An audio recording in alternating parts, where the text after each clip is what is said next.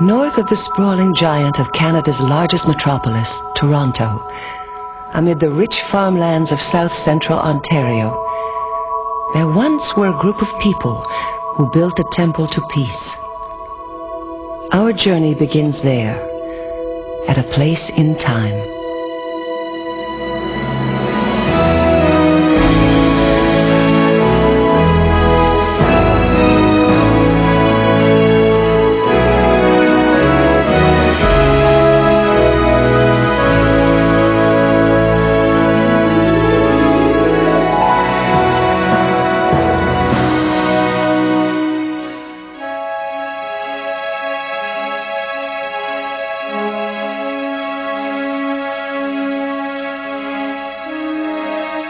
If only Upper Canada could experience some of the former glory of Israel, what greatness she might discover.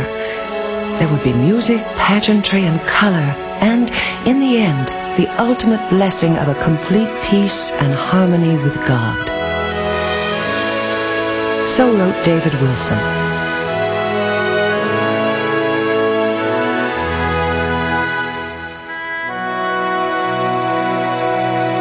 Located 40 kilometers north of downtown Toronto, the Sharon Temple is both a monument and a testament to the dreams and ideals of the religious sect known as the Children of Peace. Over the years, the temple itself has been often misunderstood, as were the people who built it, including its founder, David Wilson. Who were the Children of Peace? Why did they attempt to build a new Jerusalem in the wilds of Upper Canada? And who was David Wilson? Wilson strongly believed that Jesus Christ was a man, and that his spirit was God, and his spirit can be found in all of us. Wilson was discouraged by the divisions within Christianity. He sought to unify all true believers into one church.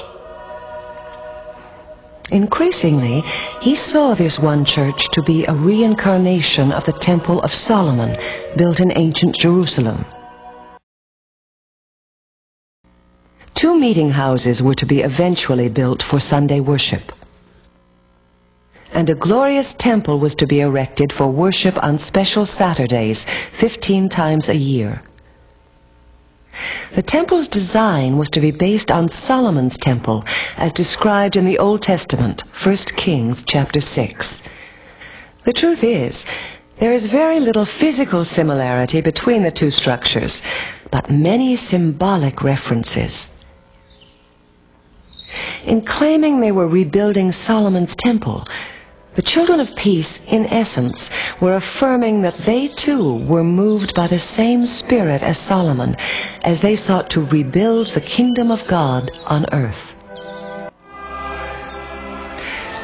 Music during religious service was one of the features which distinguished the Children of Peace from other Christian groups, especially the Quakers, who prohibited music in their services. For the Children of Peace, music was a central part of worship. The temple's band would play from the second story to allow their inspired music to filter down to the worshippers below.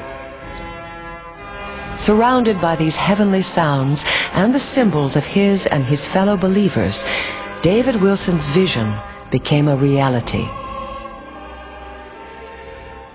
In the 1820s, a spirit of political reform was sweeping through Upper Canada. One prominent reform leader, William Lyon Mackenzie, became a friend of David Wilson, for they shared a populist disdain for merchants, priests, and aristocratic government. Late in 1837, Mackenzie led his followers in open rebellion.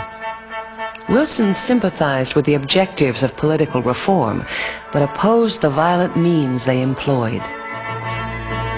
The community was split by the conflict. Several members of the Children of Peace, including Wilson's sons, were implicated in the uprising and were jailed. It was becoming increasingly difficult to sustain Wilson's vision of a community devoted to peace. After the rebellion of 1837, the Children of Peace changed the name of their community from Hope to Sharon, to symbolize the plain in the wilderness from which arose song of courage, brotherly love, and devotion, by which they sought to heal their own discord. As war and upheaval continued throughout the world in the name of enterprise, religion, and nationalism, Wilson and his Children of Peace maintained their utopian way of life, revolving around their beloved temple. The temple was used 15 times a year for special services. On the last Saturday of each month, the Children of Peace met for an alms service to collect money for the poor. After this service, there was always a feast to which outsiders were welcomed. From such fundraising, they built the first shelter for the poor in the province.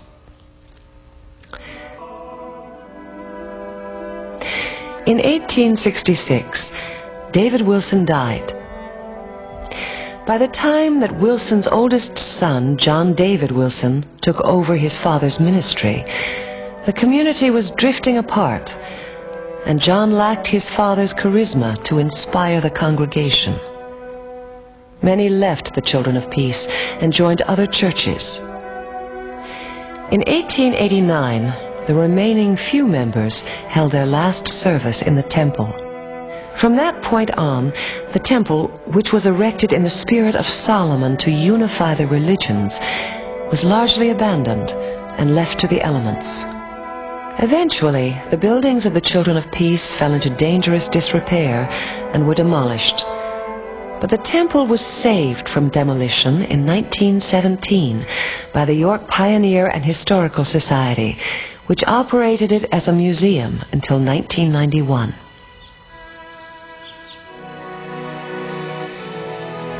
Today, it is owned and operated by the Sharon Temple Museum Society.